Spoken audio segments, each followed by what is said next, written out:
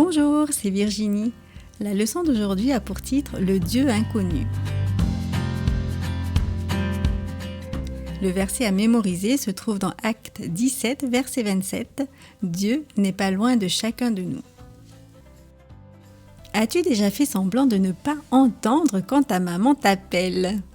Nous faisons parfois semblant de ne pas pouvoir entendre une personne, surtout si elle désire que nous fassions quelque chose que nous ne voulons pas faire.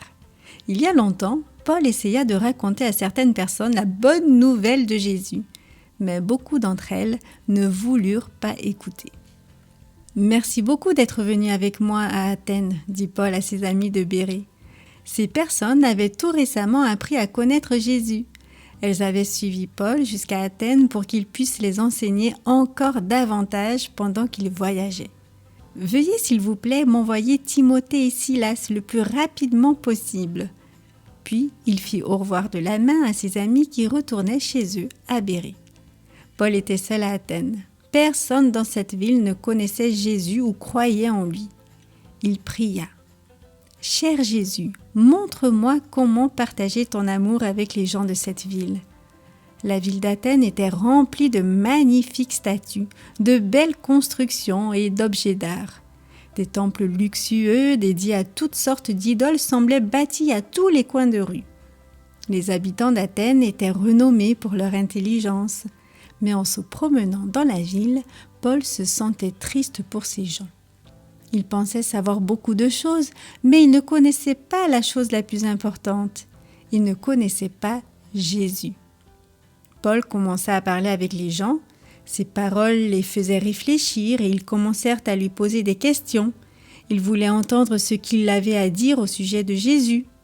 Un jour, quelqu'un invita Paul à parler à l'Aréopage, une place située sur la colline du même nom. C'était un endroit spécial où les philosophes se rencontraient pour débattre des dernières idées. Ces hommes étaient considérés comme étant très intelligents et sages. C'était un honneur que d'être invité à parler à l'Aréopage. « Mes amis, dit Paul, je peux voir que vous êtes très religieux. J'ai vu partout des statues et des autels dédiés aux différents dieux. Sur une statue, j'ai même vu ces mots, à un Dieu inconnu. C'est pour vous parler de ce Dieu que je suis ici aujourd'hui.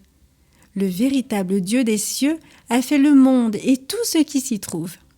C'est le Dieu des cieux qui donne la vie et le souffle à tous. » Paul remarqua que beaucoup de gens écoutaient attentivement.